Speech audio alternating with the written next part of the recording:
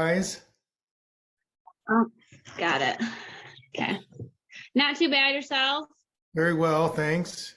You getting a lot of snow up there? Not really. It's like in the No. 30s and there's no snow. Oh, that's terrible. Yeah, I know. I want some snow. You need some. You need some.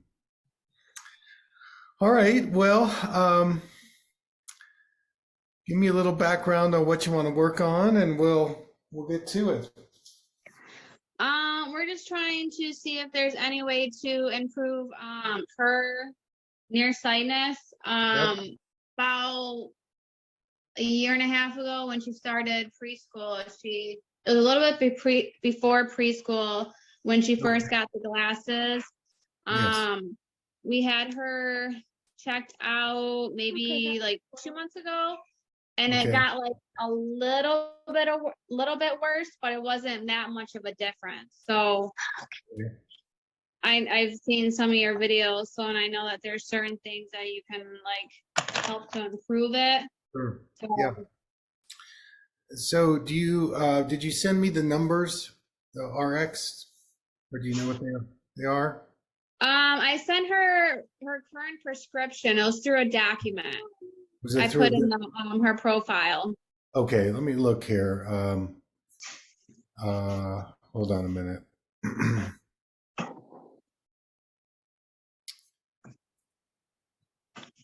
There we go. Yeah, I see it.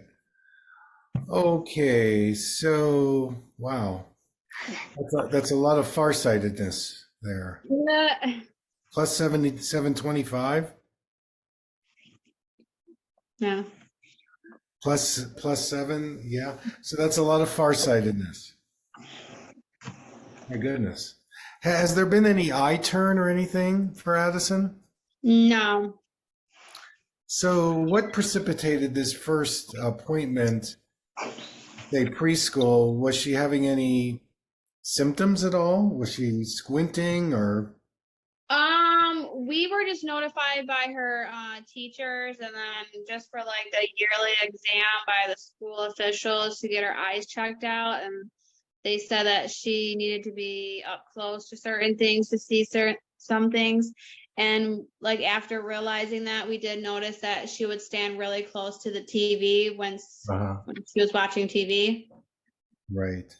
That's a really high prescription. I mean, that's out of bounds to me. That's really high for a child. Um, these prescriptions sometimes are calculated.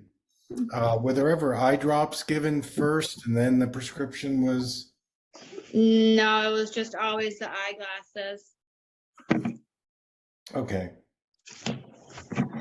Give me a little history on Addison's, what your the birth experience was like, gestation, um, gestation and birth. Any stresses going on? Any difficult birth experiences? For her personally, no. I know Not for you. the piece of placenta got stuck in me, so I was rushed to the OR. That was for me though. After she was delivered, they did notice a hip click. Okay. So she was in a harness for about 3 to 6 months. And then after that, she was out of there. Everything's been good. She also got lip tie surgery done. A lip tie, you say? Yes. Okay. hmm And so developmentally, um, any challenges with reading or handwriting or anything? She is in like kind of like speech for IEP. She has certain like letters she gets mixed up with, and like Okay. certain phases or stuff like that sound the same. All right.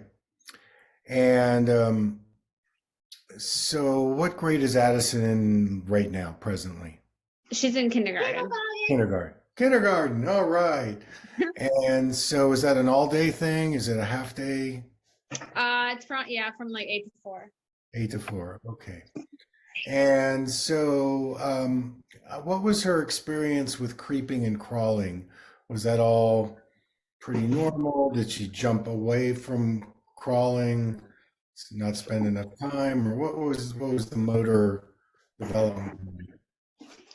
I mean, since she had the harness, there was a little delay in the crawling, but once she had the harness off, she was pretty good, like timeline wise. Mm-hmm. And so the purpose of the harness was to do what? To position the hip back into place. Cause I guess like when the socket for the hip, it was like not all the way fully in yet. That's what they said. So they had to like hold it up in place to like keep it there for a while to put it back in place. I see. So she basically had no real movement. She was just kind of laying around. Is that? I mean, she was able to move. It was just they heard like a click, Uh-huh. and like, there was just yeah, I don't know the whole reasoning behind it, but yeah, she was in it for about 3 to 6 months. Okay. And so have you, I mean, this is probably, if this is you haven't, that's okay. But have you explored any kind of alternative therapies, whether it's OT or craniosacral or anything like that? For her eyes or hips or for which one? Anything, sensory motor, physical. After we got her out of the harness, she does see a chiropractor regularly. Okay, and what does the chiropractor do? Just does adjustments to her, make sure that her hips are still aligned correctly, and yeah. Okay, is it like a hard adjustment? Is it a soft adjustment? What is? It's a soft adjustment. And how often does she go? Once a month. Okay. So are these glasses worn full time or does she take them off?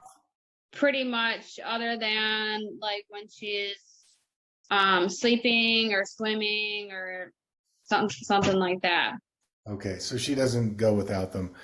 And what do you notice behaviorally when she wears them versus when she doesn't wear them? Is there a big difference in her behavior or her energy when she doesn't wear them? Behavior wise, no. I mean, she does complain like when she does take them off. She sees double vision, and it's a little hard for her to see. Double vision. Okay, so when did that start happening? Maybe a couple months ago. Couple months ago. Okay. And can I look at her eyes? Can you just have her just look without her glasses on? Go ahead and take you have got a beautiful face. Okay, great. All right. Thank you very much. Thank you. So it looks to me like some of the time her left eye might be turning in a little bit.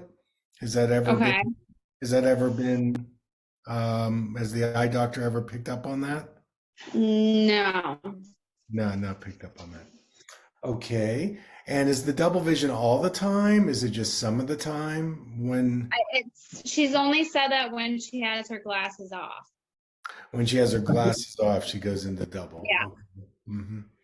And all right. Can we do this? Is there a book around or something up close?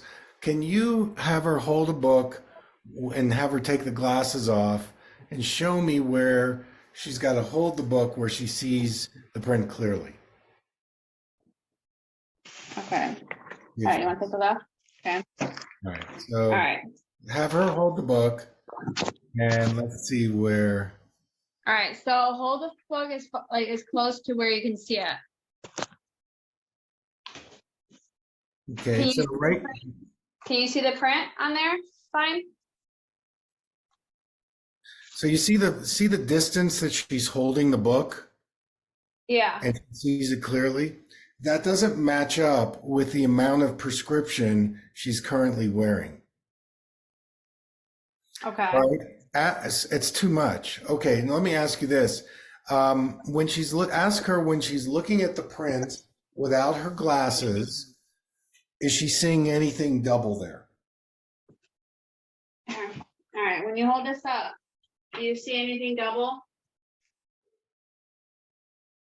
Do you see anything double? No. Do you see anything in the room double? My phone? The phone. The phone is. So is it more like distance things that she sees double? So it's probably like a little further objects that are double. Further objects. So is it double like horizontal? Is it double like diagonal? Is it double How do you vertical? see the double? How does she see it? Do you see the other phone over here or up here? Up here? Okay. So it's like more up. Yeah. Vertical. Two of me? Okay. Mhm. And then have her put the glasses on and look at the phone and tell me about the double. Good. A double. Okay. All right. I want her to do some motor things with me. So first thing I'd like her to do is see if she can balance on one foot. Stand up in like yoga. Can she balance on one foot? Here, go in the middle of the room where all your toy room stuff is. Without jumping around. Okay. Can you let go? You gotta Okay. put your foot up in the air, okay? Okay. Now stand on the other foot. Okay. Now do it with eyes closed.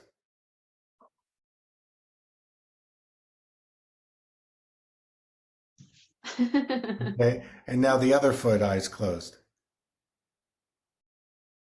There you go. Okay. All right. So now, is there a way you can create a little space? I want her to do a kind of walking for me. Okay, here. Let's move some of your toys out of the way. Throw the toys out of the way. Yeah. And I'll explain what I want her to do.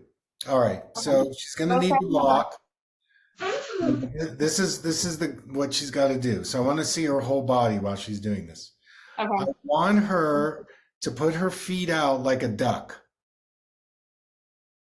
Put your feet out like that. So not just spread them out, but the feet have to be pointed like towards her ears. Okay, See? so go like this. Okay, so let me see. There we go. All right. Okay. All right, and I want her to walk, maybe take about 10 steps. Her heels don't need to touch. They can be spread out a little bit, and see if she can walk like a duck. Go ahead. Okay.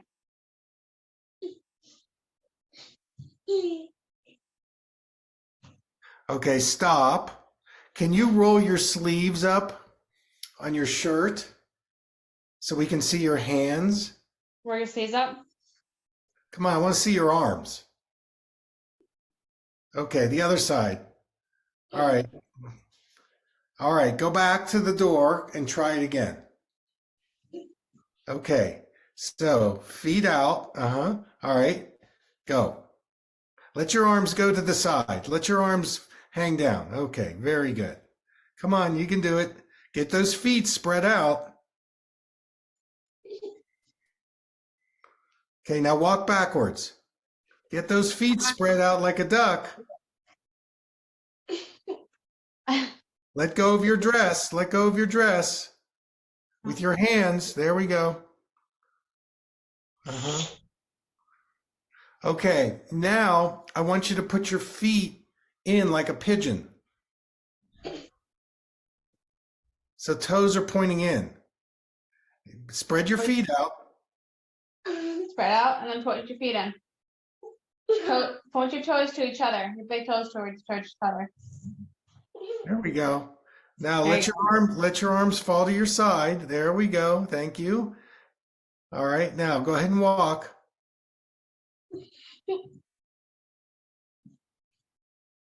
Ah. And then walk backwards. Here, I'm gonna do something. Oh, never mind. Okay. All right. Now, is there enough room? Can you show me your hopping on one foot? Can you hop on one foot? There we go. Come on, hop forward. Here, hop towards this way. This way. Okay, now hop backwards. Oh, hold on. Here. Got it? Where are you? There you are. All right. Oh, hold on. Okay. And then hop backwards. Okay. Go backwards. And now the other foot forwards. Now the other foot. And then hop backwards.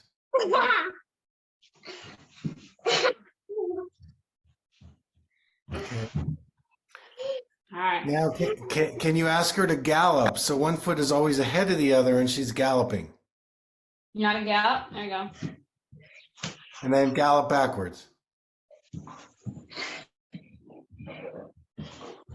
Okay, and then put the other foot forward.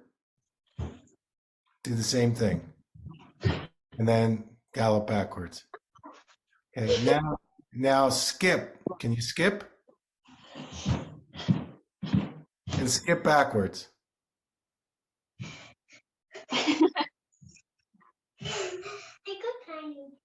Okay, now let's have her lie down on the floor on her back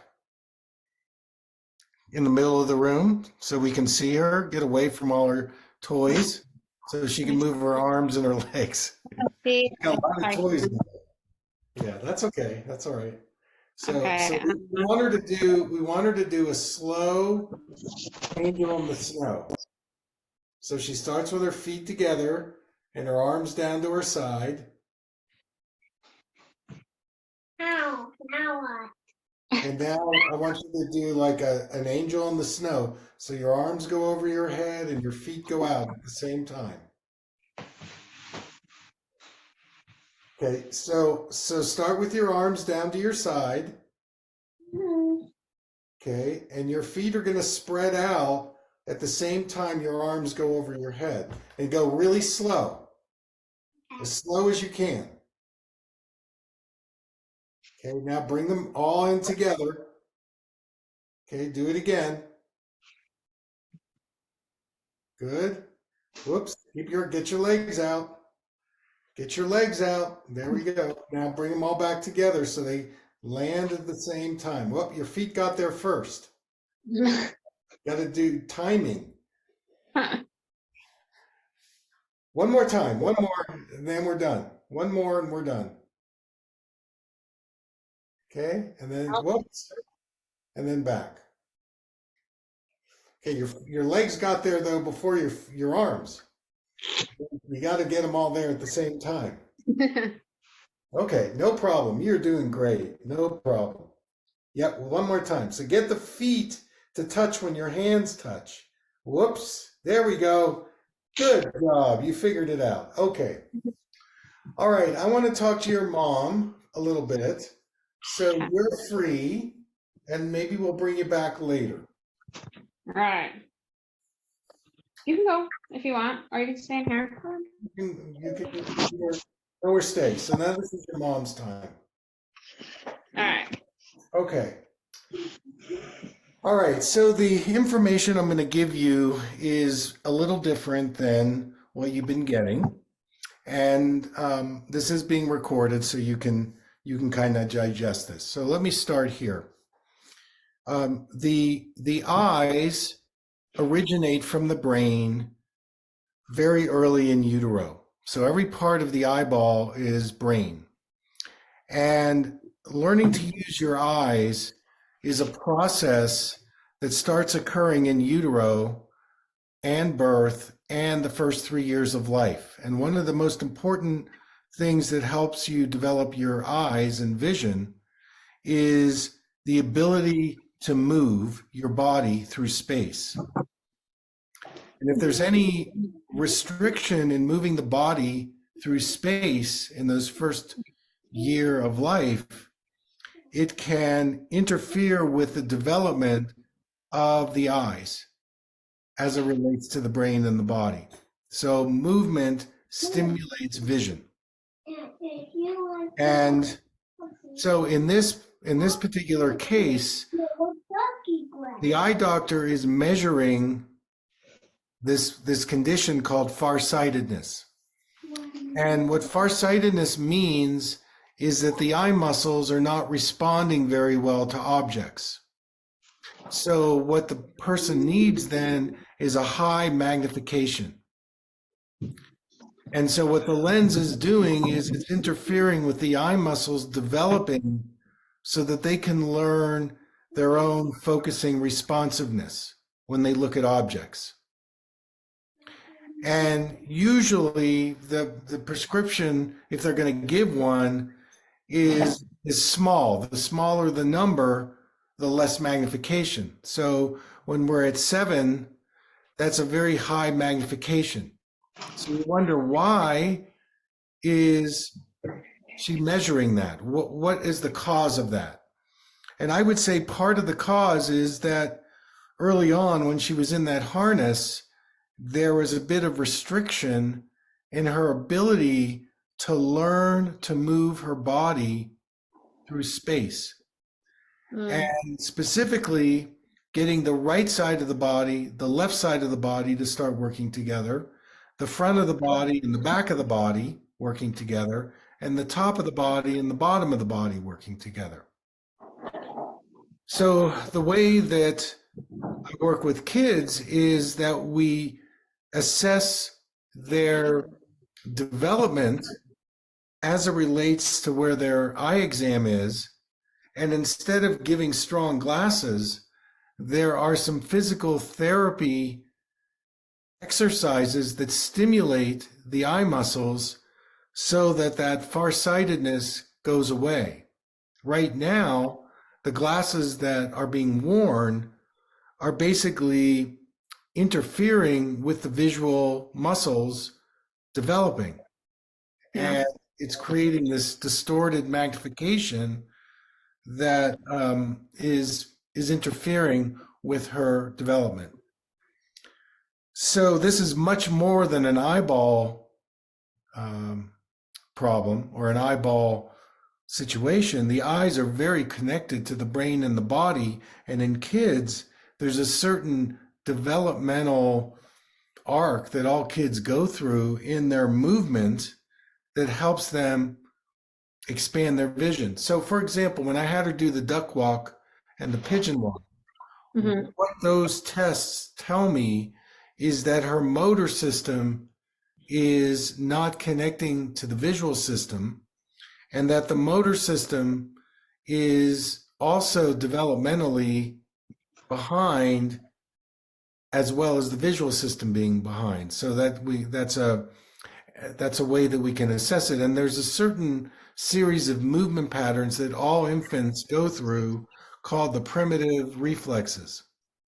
Occupational therapists know about this, but I study with a group of eye doctors in Scandinavia who are kind of ahead of us.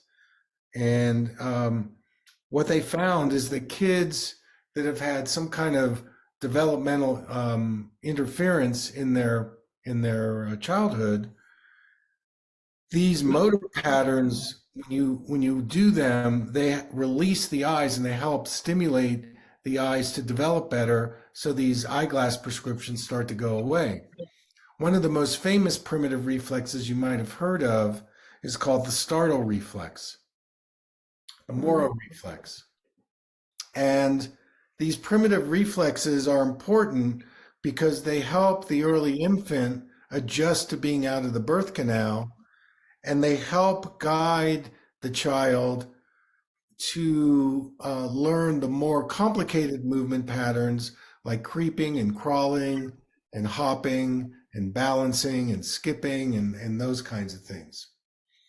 So these primitive reflexes, they were signaled to me that they haven't been fully integrated because the duck walk and the pigeon walk are not being done quite easily. You know, it's hard for her to put her feet out, and you may have noticed she was turning her hands in, or when we were doing the pigeon walk, her shoulders were kind of going in. And so that is a signal that there's a developmental delay in her sensory motor skills. And it takes a certain kind of therapist, if it's an OT, who has studied sensory motor integration to understand that there's a developmental influence here in why, number one, she's got such a strong farsighted prescription, and number two, without those lenses, there's a bit of a double vision, and it's a vertical double where her two eyes are not aiming together. They're not working together. And then the other thing that's suspect here is that without her glasses on, she's actually holding the book where you should be holding it. So that says to me the amount of magnification that she was given was way too much. That she could probably get away with at least half as much, but the stronger the prescription, the more it interferes with the muscular development and the visual development. So I know you're calling me about her glasses and her eyes, but this is a whole body situation, and the way out of it, if you choose to go that route, would be, number one, I would give you some physical therapy exercises that would include doing some primitive reflexes to integrate those, to do some gross motor things related to the eyes, working with the vestibular system, which is the inner ear. So one of the ways I tested that was having her balance with her eyes closed. When she balances with her eyes closed, her inner ear is doing all the balancing, and she fell over pretty quickly. So she's really balancing her body mostly with her vision, and we need to bring the vestibular and the visual into it so that her eyes aren't stressing as much. So I can give you some exercises today if you choose to do that. It could help her with the reversal situation. It might prepare her for her reading better, her handwriting. And by the way, at her age, to reverse things is normal. It's not out of the norm. But what's happened in the school situation is they want kids to learn their letters earlier, but developmentally, they may not be ready to do that. And so the reversal is this big signal like, oh my God, something's wrong. Well, nothing's wrong, but there's still a confusion in her own right-left body sense. And when there's a confusion in the right-left body sense, when you put a symbol out there, letters, they're going to just project that confusion onto the symbols. And so they're going to make the reversals. So when you develop a better body sense of integration, then the reversals will automatically go away. But I have kids that are 8, 9 years old that are still working that out, especially in the Waldorf situation. So I want to give you some exercises, and I want to make a recommendation possibly about getting, maybe reducing this prescription, and she'll actually see better, but it won't have the side effects of that really strong magnification. That prescription is an optics correction, but it's interfering with the visual development. See, they don't look at the eyes as part of the whole person. They're just looking at the optics of the eyeball, and they're trying to correct that, but they're not looking at what the side effects are of that. Yeah. So I'm going to pause here because there's a lot of subjects I brought up. I'd like to hear your feedback, and also this idea that this is kind of a global developmental kind of challenge that goes way back to that harness situation, and hear your point of view on what you think about that. No, I believe it. I mean, that's why I reached out to you. I know there's a lot of things that are more like that the actual eye doctors don't really tell you. I figured there had to be more to it. I didn't know everything like what you just said. But I mean, how would I actually go about like decreasing her prescription then? Okay. Well, first of all, I'm going to teach you. Um, so I'm going to teach you some exercises that you can do with her, which will really help many, many levels of her life and her vision. And then in terms of the prescription, because I'm licensed to practice in 50 states of the US, I'm fully licensed, I can send you a reduced prescription. And so you'll have the prescription. You can just go to an optical place anywhere in your town and they'll fill the prescription. Okay. So it's I have a medical license to do that. And, I have all my medical licenses and all that on my prescription. So that's easy. That's not a problem. And what you can decide here is that if she likes the frame, you can just have the new lenses put in, and you can keep the old lenses. Tell the optical place, we'll keep these. And I think she's at 7.25. I'm going to recommend a 3.5. Okay. I think we can come down 50%. And there's some other things I'm going to recommend around her when she wears the glasses and so on. But there's also some astigmatism in that, and I'm going to reduce the astigmatism. So astigmatism means the eye is misshapen. It's like an egg. Yeah, I have astigmatism. And she's got enough of it where I don't want to take it all away from her, but I'm going to balance the astigmatism and reduce it a bit. But so I will send you a medical prescription, and then you can go anywhere, any optics store or any place like that, and they'll fill it for you. But Okay. just keep the old lenses, and Yeah. she'll probably there won't be any negative effects from it. It'll just be positive. So I'll do that, at the end of the session today. Okay. Okay, so now let's talk about the exercises. So, as I said in Farsightedness, the muscles in the eye become unresponsive when they look at objects. So, in other words, for you and me, you put an object out there and you focus, and you can tell the details. Maybe you need lenses or not, but still, there's the ability for the brain to go, oh, there's an object out there. Let me focus the muscles on it. But in farsightedness, there's a lack of responsiveness, and that's a global situation many times. And it's also, I think, related to the fact that she wasn't able to have free-form movement when she was young. I mean, there was some movement, but it's pretty restricted, and that's a tough one. I don't know if I would have gone that route, or I would have maybe had an addendum around it because it's too much stabilization and not enough exploration and freeform. I understand they're trying to form the hips, but also it really restricted this exploratory thing that kids need when they're really, really young.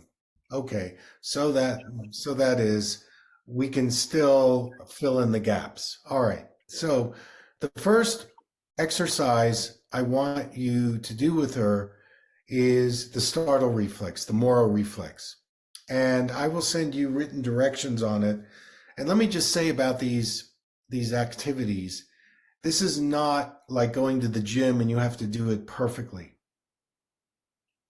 What this is about is giving the brain new experiences through the movements. And basically, we want Addison to just explore the movements, but it's going to encourage her to have to use her whole body and coordinate her body in very specific ways. But it doesn't need to be exact. It doesn't need to be perfect. It doesn't need to be completely literal to what you might read on the page, okay? Because what we're doing here is we're building new pathways in the brain. And again, I want to emphasize the eyeballs are just the outer part of the brain. It's Yeah. all brain, but the eyes are just the outside part of it. All right, so in this Moro reflex, it's called the starfish exercise. And what it is that she is going to be, I'm going to change the screen here. Okay, so what it is you can see my arms. She's going to be moving her arms in like this and the head. And she's also going to be moving her legs so the ankles cross. So I'm moving my arm, where my right arm is over my left, and my right ankle is over my left ankle, and my head goes from up to down. Okay. Okay, and then I open up, and now I do left over right. This is probably going to be hard for her to do, so you might have to help her.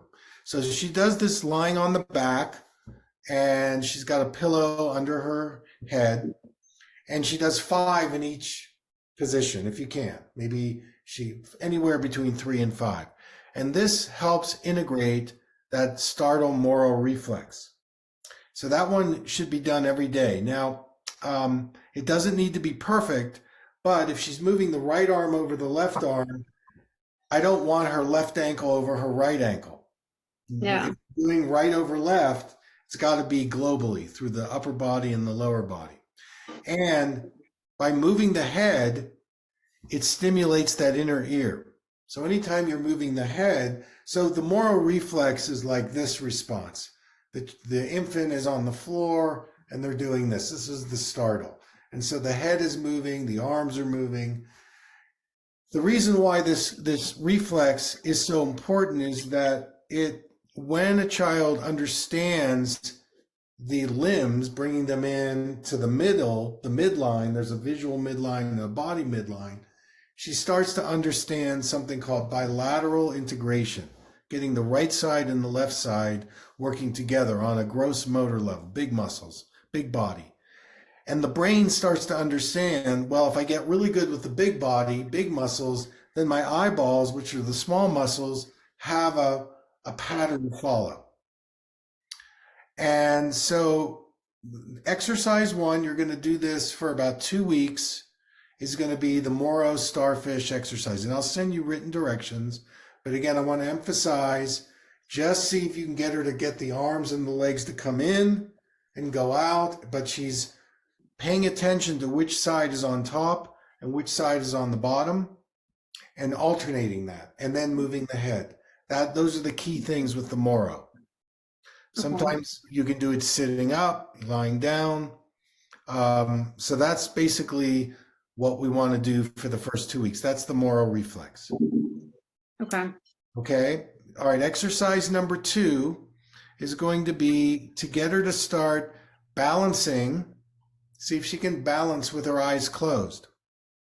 And the goal would be, what I would do is have her put her hands on her belly button and her eyes are closed, and see if she can balance with her eyes closed for maybe 10 or 15 seconds without jumping around or falling over. Now, if she can't do it on one foot, you could put one foot ahead of the other, and she could do it heel to toe. But get her to do the balance with eyes closed, and that starts to stimulate the inner ear to go, oh, wow. Now, some other ways that you can stimulate the inner ear is by doing some kinds of movements like spinning, rocking, swinging. There's a lot of there are a lot of ways to get that inner ear activated. So if you've got any ideas on how to, spin and roll, and like one of the things we'd recommend is you could use a physio ball, a big exercise ball, and you put her tummy on the ball and you roll her back and forth. That's a way to get the vestibular working, or get her on her back and have that ball rolling.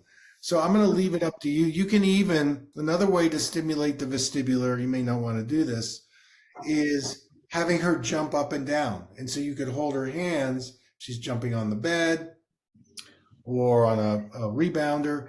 And in addition to that, can she do that jumping on one foot? So I want her to work with her hopping.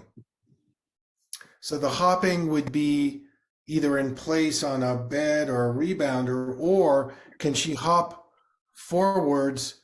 Like, this is where I want you to create an obstacle course so that she visually has to guide herself through and around objects. And I want her to do these without her glasses on. Okay. So the Moro is without the glasses. The balance with eyes closed is without the glasses. The hopping and the galloping and the skipping are motor exercises, but you're setting up an obstacle course so that she's got to visually guide her body through space. This is what was missing in her development. And the other thing is, I want her to be able to motor backwards as well as going forwards. Okay. Going backwards, she can look over her shoulder. That's fine. She can do that. But I want her to start to understand her spatial world with her body and her vision. That's really what vision is. Understanding where I move through space. It's not about reading an eye chart. It's not vision, that's eyesight. And it's a very static measurement. Now, another thing you could do in the motor moving with the obstacle course, and again, I'll send you some ideas, would be bear walk, where she's moving the right hand and the right foot at the same time, left hand, left foot, and then alternating doing right hand, left foot, left hand, right foot. But that's also obstacle course. So she could do that bear walk, and she could also do it crawling, if you could get her to crawl. She could also do marine crawl, where she's on her belly. So there's something really important about tummy time when you're young, because it teaches you about neck control and then eventually eye control, because you have to lift your neck and your head. So all of those things would be possible. Marine crawl, regular crawling, bear walk, hopping, skipping. You could even do it with a ball, where soccer ball or a ball to bounce. That may be hard for her. But in other words, I want you, as much as you can, to bring her vision into the equation when she's moving her body through space. And you want to create challenges so she's got to look before she moves. Okay. She's using her eyes, and I don't want her glasses on when she's doing this. That would be important. Okay, so you got lots of things there. You don't have to do them all every day. You do all of them in one day. You can pick and choose. She could even now that room is kind of small, but I think she could roll like a log. So you'd have to have a bigger room, but can she be lengthwise and can she roll like a log and move her body through space? That's really what she needs to learn here. She needs to learn to move her body through space, and she also needs to get better at bilateral integration. Okay. Now, after the 2 weeks, you're going to stop the Moro starfish, and I'm going to give you the second exercise where she's going to be on her belly, and her legs need to be straight, and her thumbs are going to be on her nose. And she's going to lift her upper body, and she's going to turn her head to the right and push the thumb out and look at her thumb, and then bring it back to the middle and then do the left. This is called the TLR, tonic labyrinth reflex. And it's good for eye tracking, vestibular stimulation, and you're on your tummy to do it. It's probably going to be a little bit of a challenge. And her legs need to be straight. She's going to want to bend her legs so she can push her legs into the floor, but she's got to lift like her upper body to do it. So that's the second 2 weeks that you'll substitute for the starfish. Again, I'll send you directions. And then some other things that you can do would be see if she can get a ball and see if she can bounce and catch the ball to a metronome. Now, most smartphones have an app where you can get a free metronome. So the metronome is clicking, and she's got to bounce the ball every time she hears the metronome. That's going to be hard for her. And the metronome is going to be at 40 beats a minute. Now she can use two hands. I'd like her to try to do one hand and catch it, the other hand and catch it, and go from right to left, left to right. So she's bouncing and catching, but it's got to be on the beat. It's going to be an interesting process for her to coordinate listening and coordinating the bouncing ball, and make it a fairly big ball, not a tennis ball, but kickball or a soccer ball or something that's easy for her to bounce and catch. Now, once that becomes easy, you can add the second step in it, which is I'm going to send you a chart of letters. It's called the heart chart. You're going to put that up on the wall, and she can stand, 2 feet away. My preference would be to have her to do this without the glasses, but you'll have to see if there's double vision, then she should wear the glasses. And if there's no double vision, then have her read it without the glasses. So you'll just have to see. So here's the deal. The letters are in rows. She starts in the upper left corner of the first letter. The metronome is going. She bounces the ball, and at the same time, she reads a letter. Whoa. Then she reads the next letter, bouncing the ball. So she's got to coordinate bouncing and catching and tracking. One bounce, one letter per beat. See if she can read the whole chart or part of the chart. Now, another way she could read it is the columns. So one day you could do the rows, right to left. The next day you could do left to right. You could do down to up, so you could do the columns, or up to down. So I'd like you to vary the chart.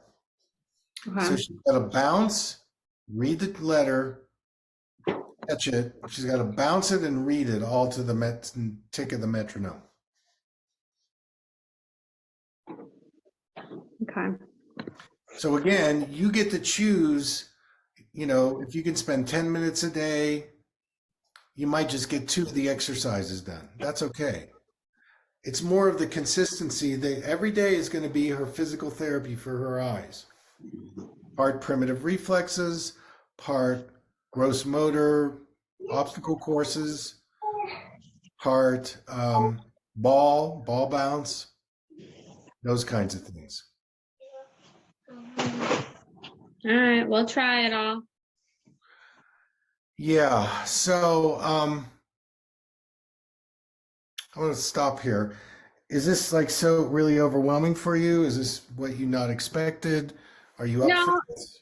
No, I'm up for it. I'm always up for alternative stuff. I kind of like more alternative stuff than actually going to the physical doctor nowadays, because they just don't ever figure anything out there. So I think this is going to work well, and I'd like you to observe, any behavioral changes, emotional, like for example, some things that might change could be she picks up a book and wants to read more of it, or her writing or drawing gets different, or she gets attracted to doing new activities, or socially she's better, or her athletics gets better, or in other words, we're really creating different patterns in the brain to help the eyes start to grow and develop. I think there's been a bit of interference in her visual development, and that prescription reflects a very early time in her life that she's still back there. And so these activities are going to invite her to move forward in growing and developing. So they're going to have a much bigger influence beyond just the prescription. That's kind of secondary. And then I'll email you the prescription and go get that. I don't think that there's nothing negative about that. And you can email me. Let me know how you're doing if you're frustrated or you have questions or you're not sure. Um, it could go either way. You know, she might just take off or she might resist. I don't know. She looks like she's hungry for this stuff. And I also would say it's okay for her to take her glasses off some of the time if she's home. I would encourage that. He does here and there. Um, especially, you know, in the indoor world. If there's double, then we're going to have to address that maybe in round 2. You know, that's can't do it all at once. But Yeah. the double is another signal that she's not getting her 2 eyes working together. And that's an integration situation. So we'll just kind of stay in that. Okay. Stay tuned to that. So I'm going to send you a bunch of handouts. And again, if you have any questions, but this is the prescription she's needing to neutralize the early beginning that she had. So it gets her to start, it's going to be a catalyst for her to move her forward. And I can tell just working with her briefly, she's super smart. She's super tuned in. And she doesn't need all this around her eyes to function at a high level. In fact, it's holding her back a bit. Yeah. No, she's pretty fast learner in everything that Oh she yeah, does. she's great. Yeah, I loved working with her. So, any questions? This is the time, conversation wise, and I will send you the recording also. But any other questions or? No, I think I'm all set. I'm pretty happy with everything. Okay. So please keep in touch. You know, now I'm very interested in helping you move forward now that I have more of the history. And this is a very common story, what you went through with her. And that's why I asked those questions, because we want to expand the movement experience. Man, we need to do that. That movement is so important in this equation. And we don't want restriction. I mean, we want stabilization, sure, but we also want a kind of a mastery of being able to move the body and bring all the senses into it so we can understand where we're going in space, where we're going in our environment. And if you can master that, learning is great, relationships are great, sports, emotions, I mean, it's all related. And so we want to bring those things forward. That would be a way that I would say it. I'm happy. Okay. All right. So look for the email. I'll send you the prescription. I'll send you some of these other things. And then please stay in touch. I want to hear from you. Okay. No, I will for sure. Okay. Sounds good. All right. Good luck. All right. Thank you. Bye-bye. Bye.